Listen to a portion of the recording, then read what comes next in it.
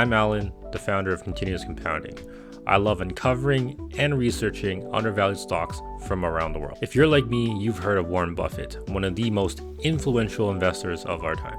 Being a student of value investing for so long, I sought to meet Buffett in person at the Berkshire Hathaway Annual Meeting. It's held in Omaha, Nebraska, where Buffett resides. As a kid, my dad would read me newspaper articles from a Chinese newspaper called Mingbao Daily. He would mainly focus on topics about self-improvement and successful people. That's how I first learned about Warren Buffett as a kid. In Chinese newspapers, Buffett is known as Gu San, or the god of stocks. That's equivalent to us calling him the GOAT. Buffett's story inspired me to explore investing, a career that combined my natural inclination towards numbers and analytical thinking. To me, Buffett is more than a role model. He is the outlier to modern finance that proves that stock picking is possible. He is the gold standard for anyone pursuing value investing. He's someone you'd like to replicate and hope to someday surpass. While some kids lace up Jordans to be like Mike, I dove into 10Ks to be like Buffett. You might know that Buffett's biography is called The Snowball. It's a very fitting title for someone who's compounded wealth for their entire life. While this channel's focus is on investing, I believe that continuous compounding is a mindset that can be applied to more areas than just wealth accumulation. You can compound your knowledge, experiences, skills, and network over time. Continuous compounding is more than just an investment strategy. It's a mindset for growth in every aspect of life. I have always wanted to visit Omaha and attend the Berkshire Hathaway Annual Meeting. I would have attended the meeting much earlier, but due to work obligations and COVID, I never quite got the chance to. This was important because it could have been one of the last chances for me to meet Buffett in person. I followed Buffett's footsteps my entire life, and since he's not getting any younger, I wanted to meet my idol before the inevitable happens. I also thought it would be cool to see Charlie Munger and other well-known investors at the meeting. Since Omaha is in the Midwest, I went into the trip with very low expectations. In fact, I saw this sticker at a gift shop in Des Moines, Iowa that said, "Let us exceed your very low expectations." I didn't make any plans beyond how long I'm staying and where I'm staying. I guess one question I wanted answered was, why did Buffett stay in Omaha? In the Buffett biography, The Snowball, I got a sense that Buffett is a creature of habit, and that Omaha fits his unique tastes and personality much more. When I first landed in Omaha, I noticed that the airport was quite small. From the gate where I landed, walking over to arrivals only took around 5 minutes. Right after landing, I got into a taxi, and I think I got scammed. I should have ran the meter, but the taxi driver asked me whether $25 was okay, and I agreed. But I remember distinctively that the car rental place I was going to right outside the airport was quite close. I'm pretty sure I got scammed there. And then after landing, I went to get my car rental, and I almost got mugged. This made me extra cautious of my surroundings, but as my week progressed in Omaha, I found that Omaha people are quite friendly. One thing I noticed about Omaha is there isn't that much to do, but that's part of its charm. Fewer distractions means more focus. The city is spacious, the people are friendly, and it has a laid-back vibe. When I was walking around Buffett's neighborhood, I met an Airbnb host doing landscaping, and he spent 50 minutes of his time going over recommendations across town. This was a refreshing change from almost getting bogged in downtown. In big cities like New York or Vancouver, there's always something to do, be it shopping, hiking, skiing, you name it. Social media adds a lot of pressure to have to take advantage of all the city's amenities, making you feel like a social outcast if you don't take advantage of it all. But Buffett thrives on routine and isolation. For someone who spends most of their time investing or playing bridge, a city like Vancouver or New York would simply just be distracting. Omaha's simplicity makes it perfect for focus, and that's probably one of the biggest advantages a city like Omaha gives to Buffett.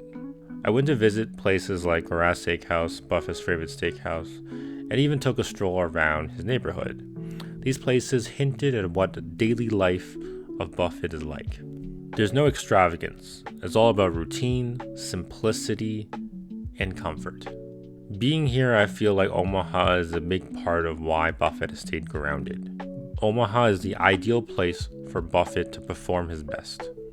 If you enjoy fried chicken, if you consider yourself a connoisseur of fried chicken, then you must try Dirty Birds in Omaha, Nebraska.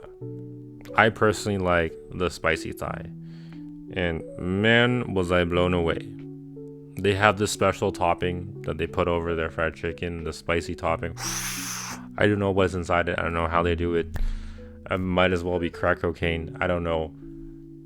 That shit was dope. Sorry for swearing, but I have to go that far to emphasize the emotions that I'm experiencing. And honestly, no joke, it might be the best spicy fried chicken I've ever had. No joke. I was completely blown away, and I did not expect myself to have that experience in Omaha, Nebraska. If I ever go back, I will for sure hit up Dirty Birds and have that spicy fried chicken again.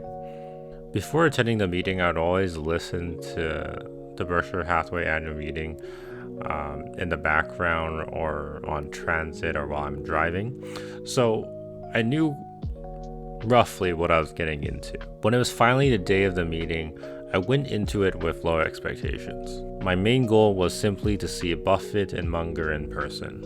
While many finance professionals use the event to network, being an introvert, I just wanted to be present and really soak up the experience.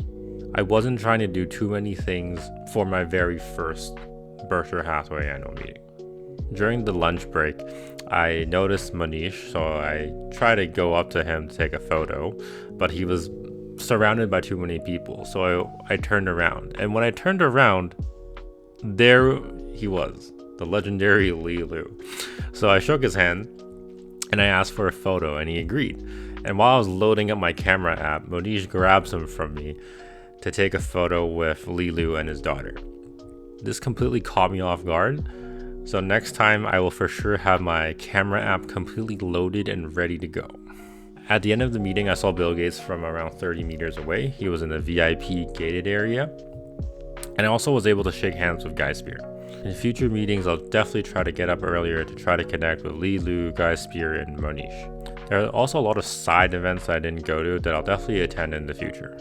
For this trip, I really wanted to keep things relaxed and go at things at my own pace. I was not trying to do too many things at once.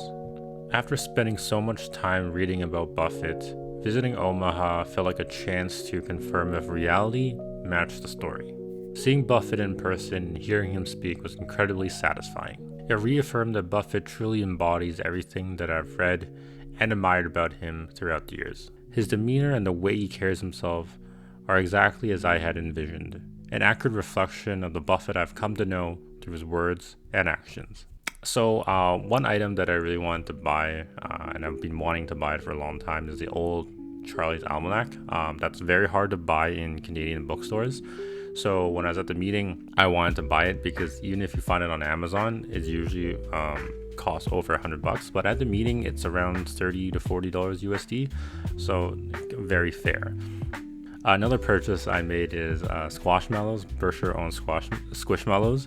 So they had 2 limited edition Buffett and Charlie Munger Squishmallows that I bought. I bought the smaller version. I should have bought the larger version.